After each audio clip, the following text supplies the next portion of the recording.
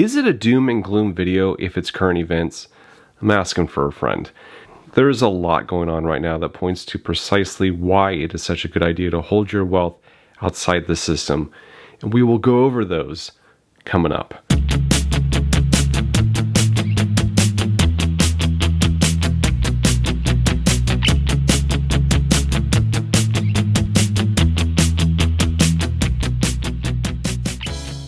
Hey everyone, welcome to another episode of Campbell's Coins, continuation of a series I started called The Road to Serfdom. Just certain things I see out there to make me go, This one's focusing on control. I just want to be careful with what I say because YouTube really clamps down on things they don't agree with. So you'll see a lot more imagery in this video pertaining to the subject at hand than specific words mentioned about said subjects. And if this doesn't prove my point, I have to curtail what I say so certain organization doesn't get butthurt and put my video into timeout or demonetize it. Why do I hold physical gold and physical silver? There are many reasons, but one of those reasons is protection. Protection from individuals or institutions who are happy to crush me if I somehow disagree with them. I feel like there is something going on kind of on the basis of this topic. Maybe something up north? Oh yeah, Canada. Some people in vehicles are protesting against specific mandates, and the Canadian government doesn't like it. So they are putting their boot against the necks of these individuals. Yield or else. In July 1988, Canadian Parliament repealed the War Measures Act and replaced it with the Emergencies Act. It authorizes, quote, the taking of special temporary measures to ensure safety and security during national emergencies and to amend other acts in consequence thereof. This new act was supposed to create more limited and specific powers for the federal government to deal with security emergencies of 5 different types: national emergencies, public welfare emergencies, public order emergencies, international emergencies, and war emergencies. The Canadian government enacted the Emergencies Act for the first time ever just last week, stating lawful protests do not qualify for protection from this act. As you'll see in this video, they start calling it an illegal blockade. But essentially, this act allows Trudeau to freeze the financial assets of any Canadian who resists him, and no court order is required to do it. Invoking the Emergencies Act, we are announcing the following immediate actions.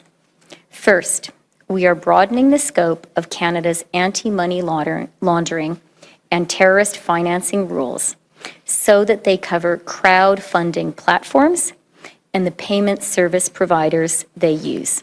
A law created to watch out for Al-Qaeda is now being used against middle-class truckers who are protesting the mismanagement of funds by the Canadian Central Bank. Under this new law, it also labels these individuals I mentioned as terrorists. And to kind of prove this point, here's an image of all the other Canadian prime ministers over the years and the total debt underneath them. And then here is all the debt created by one prime minister, Trudeau. As you can see, it exceeds all previous prime ministers. These changes cover all forms of transactions, including digital assets, such as cryptocurrencies. Notice how they lumped in cryptocurrencies into this garbage. That should give people pause over holding anything digital. Myself and other stacking channels often repeat the mantra, if you don't hold it, you don't own it. Seems like that's something more and more true. Before someone gets wise and says they can just ban gold and silver. Yeah, that's true, but at least I still have those metals in my possession. Additionally, do you feel the fundamental value of gold and silver suddenly becomes nothing when a country bans its use or ownership? I don't, and I feel I could still use them with other like-minded individuals who understand gold and silver's true fundamental value, regardless if they ban it or not. The illegal blockades have highlighted the fact that crowdfunding platforms and some of the payment service providers they use are not fully captured under the Proceeds of Crime and Terrorist Financing Act. pretty strong language for protesters. You might be wondering, if Canada is this harsh against its own working class citizens, what does Canada do against actual terrorists? Oh, well, they reward them.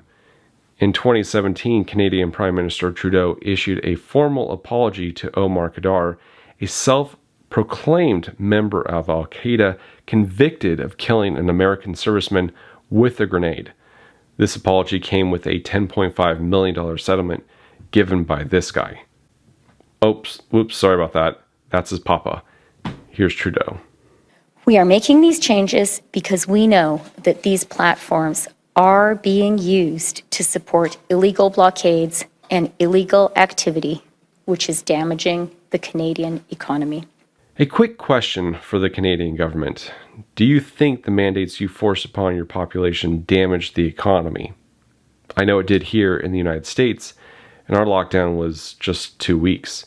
I saw dozens of businesses close permanently in just my town. The Canadian lockdowns have gone on for a bit longer than the ones here.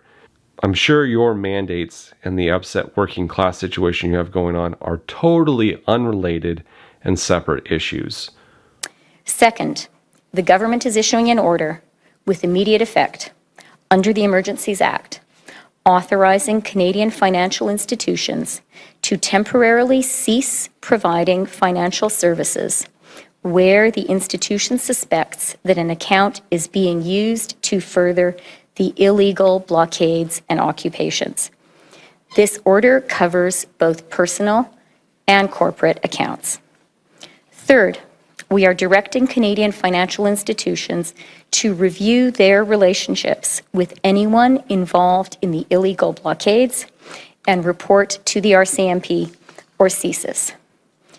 As of today, a bank or other financial service provider will be able to immediately freeze or suspend an account without a court order. In doing so, they will be protected against civil liability for actions taken in good faith. Freeze accounts if you disagree with official policy. It sounds like a bit much. Also sounds like the protest is actually working. She mentions it's all temporary. Name 3 government policies that were ever temporary. Regardless of what you believe in, the actions we see here taken by a government in Canada should really make people question what's really going on. This level of government overreach isn't the actions of a third world nation. This is the first world nation doing this to its own citizens. One of the nations we are closest with most, not just physically, but history and partnership and trade. All of it is designed to see what they can get away with. People talk about pulling their cash out of the bank so that they can't control it. A mini bank run has already begun in Canada. And governments will catch on. They will eventually change it all to a digital currency. A central bank digital currency allows them to restrict anyone's account and access as they see fit. They can control you when they control your money. They are currently working on a CBDC here in the United States. I think they will implement it when something happens. And I'm being vague on purpose. They will use that quote-unquote event as the excuse for it. I'm sure people will say they just won't participate. Okay, well, look at how they handled participation during the last year. First, it's asked of them to do something with prizes. Switch to the CBDC now and get 10 grand extra in your account. They could easily add extra dollars to your account if you sign up within a certain amount of time. It costs them nothing to create digital dollars. Then there will be a warning. If you don't sign up for the CBDC by X timeline, you won't be able to buy anything. Businesses will be forced to fall in line, just as they have been recently. Then there will be threats.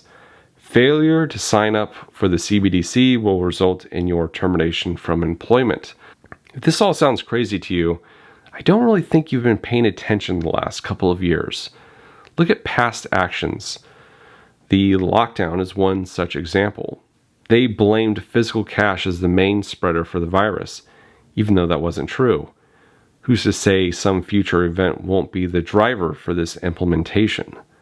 Look at the protests. They are justifying their actions now based on those protests. I'm not trying to scare people or only present doom and gloom. I just want to illustrate what's currently happening, get people to see certain patterns. If this level of government overreach can happen in Canada over protests they dislike, well, I feel it can happen anywhere. I'm speculating, of course. I don't really know how things will play out or happen, but it's like Mark Twain said, the past doesn't repeat itself, but it sure does rhyme. I think it's important to have options for when things happen. Take back control over yourself, your freedom, and get yourself physical gold and physical silver. These actions are certainly not a guarantee of freedom, but I like knowing I have options. Your time is your most precious asset, and I appreciate you spending it with me. If you're interested in other topics like this one, check out the other videos I have on my channel. Thank you all for watching. This is Campbell's Coins, and that is my 2 cents.